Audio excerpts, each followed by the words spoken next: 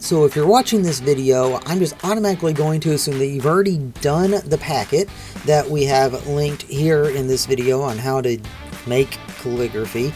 I've assumed that in class you've already created your calligraphy pen or your dip pen, however you want to call it, and I assume that you already know how to use it, you've used it before, and that you've already turned in all your work.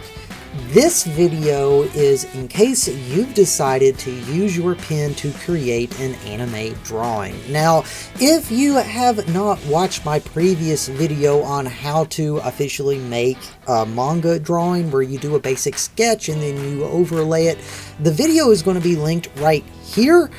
But I'm also going to be stepping you through the process right now. So as you can see, I am starting off with a basic sketch. I started off with the rule of halves, and then I have just put down everything the way that I think it needs to be. And right here, as you can see, I've actually made a mistake, and I need to move the eye up. So I'm erasing it, moving it up, readjusting it, and the image that I'm using is going to be popped on the screen right there. So that's the image that I'm looking off of. I just did a really quick Google search and found it.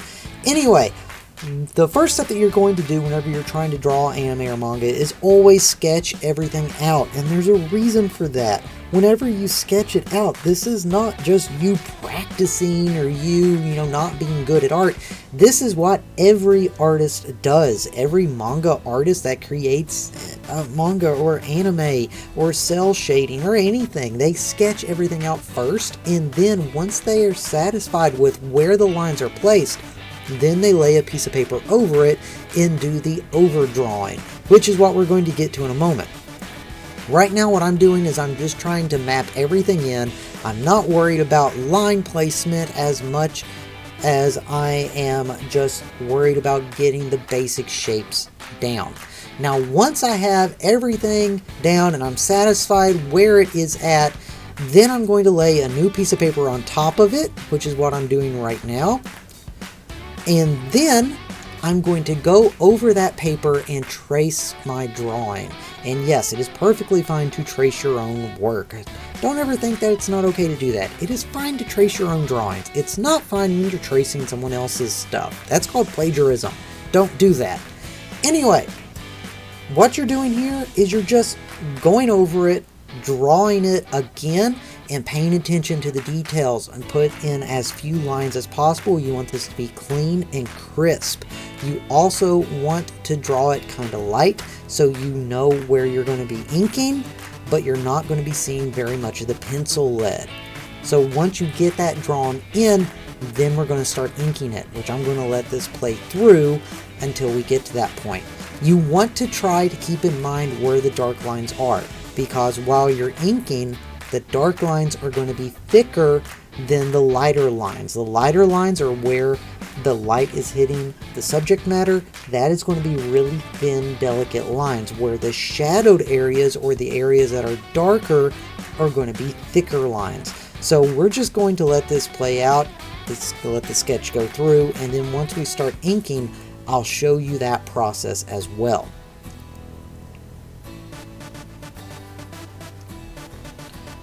There's the compare between the two, the sketch and the final draft. And I call that a draft because we're not ready to ink yet. I was like, it's inking, we're about ready to get there, and we're ready to start inking, but we haven't started yet. Now, whenever you first start inking, you want to pick an area that that is going to be good for you to test out your ink on, because sometimes ink gets a little clumpy and maybe it's a little runny. You need to make sure of the consistency before you get started. So I always pick like an area that's not going to matter, that's going to be covered up anyway, like for instance the shadow in the hair.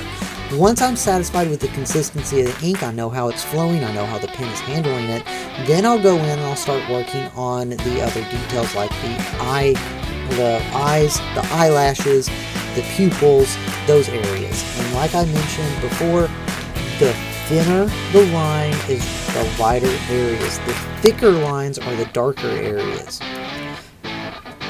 That's basically all that you need to do. Just keep in mind where the thin lines are, where the dark lines are, and just keep inking away at it. When you want to add in shading, you have to do hatching and cross hatching, which will show in a moment. But as for the rest of it, it's basic inking. If you want to watch this video in full, I'm going to have a link to it right up here. But for now, I'm going to turn up the music and I'll let you enjoy the rest of the artwork.